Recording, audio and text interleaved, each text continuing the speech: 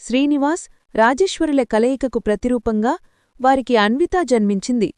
అన్విత రాకతో ఆ కుటుంబంలో తిరిగి సంతోషం వెల్లివిరిసింది. ఆ పాప నవ్వులు, అల్లరి ఆ ఇంటి గోడలకు మళ్లీ జీవాన్ని ఇచ్చాయి. అన్విత తన్వి స్థానాన్ని భర్తీ చేయకపోయినా ఆ లోటు శాశ్వతమైనది. ఆయన స్థానాన్ని భర్తీ చేయకపోయినా ఆమె ఉనికి ఆ ఇంటికి తిరిగి పరిపూర్ణతను అందించింది. రాజేశ్వరి శ్రీనివాస్ను, చిన్నారి తన్వీను మరియు అన్వితాను తల్లిప్రేమతో చూసుకునేవారు. శ్రీనివాస్ మొదటి భార్యను కోల్పోయిన బాధను అన్వితాపై కురిపించే అనంతమైన ప్రేమలో వ్యక్తంచేసేవారు. డాక్టర్ శ్రీనివాస్ రాజేశ్వరిల ఆశ్రమంలో తాన్వి మరియు అన్విత ఇద్దరూ అల్లారముద్దుగా పెరిగారు. రాజేశ్వరి తాన్విని కూడా తన సొంత కూతురు అన్వితాను చూసినట్లే ఏమాత్రం తేడా లేకుండా సంపూర్ణ ప్రేమతో, ఆత్మీయతతో చూసుకున్నారు. వారి కుటుంబంలో సవతి తల్లి ఆదరణ అన్న మాటే వినిపించేది కాదు. ఆ ఇంటిని ప్రేమ మరియు గౌరవం అనే బంధాలు బలంగా అల్లుకున్నాయి.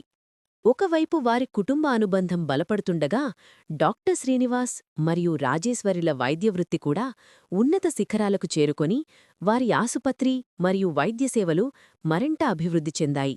సమాజంలో వారి గౌరవం పెరిగింది. ఇక శ్రీనివాస్ మరియు రాజేశ్వరిల గారాల పట్టి తాన్వి తెలివైన, ఉల్లాసవంతమైన అమ్మాయిగా ఎదిగింది.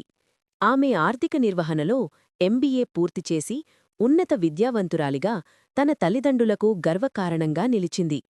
తాన్వీకి జయసూర్య అనే ఆకర్షణీయమైన యువకుడితో వివాహం జరిగింది. వారు వివాహబంధంలోకి అడుగుపెట్టి ఢిల్లీలో అత్యంత సంతోషంగా, ఐశ్వర్యంగా స్థిరపడ్డారు.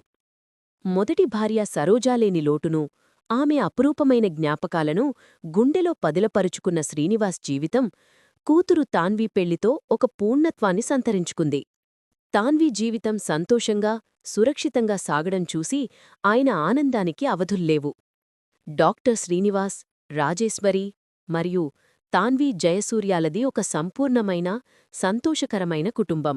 ఆ కుటుంబంలో ప్రేమ, అనుబంధం, సంతోషం మరియు ఎప్పటికీ మరువలేని జ్ఞాపకాలు ఎప్పుడూ వెన్నంటి ఉండేవి.